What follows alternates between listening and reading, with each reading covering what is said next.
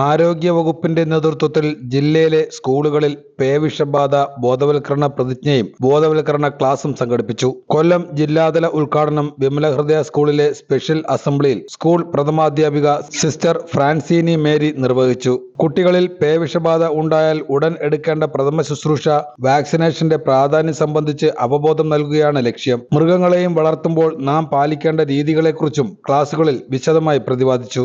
ജില്ലാ medical surveillance officer doctor Sidhu Sridhar ബോധവൽക്കരണ class എടുത്തു. ഒരു പൂച്ചയോ പട്ടിയോ എന്തെങ്കിലും നമ്മൾ വീട്ടിൽ വളർത്തുകയാണെങ്കിൽ അവർക്ക് കൃത്യമായും കുത്തിവെപ്പുകൾ എടുക്കുന്നു, സംയോജിതമായി കുത്തിവെപ്പുകൾ എടുക്കുന്നു എന്ന് ഉറപ്പുവരുത്തുക.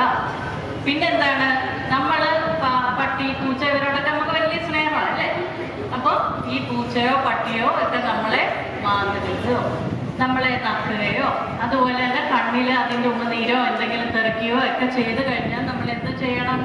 പെട്ടെന്ന് തന്നെ നമ്മൾ നേരത്തെ പ്രതിജ്ഞ ചെയ്ത പോലെ നമ്മൾ 20 മിനിറ്റ് ഭംഗിയായി റണ്ണിങ് വാട്ടറിൽ സോപ്പ് ഉപയോഗിച്ച് നമ്മൾ സോപ്പ് ഭംഗിയായി പതപ്പിച്ച് ആ ഏരിയ നല്ല വൃത്തിക്ക് തേച്ച് കഴുകുക. അധ്യാപികയായ ആനി കുട്ടികൾക്ക് ബോധവൽക്കരണ പ്രതിജ്ഞ ചൊല്ലിക്കൊടുത്തു. അവസരത്തിൽ പേവിഷബാധയ്ക്ക് കാരണമാകുന്ന മൃഗങ്ങളുടെ കടി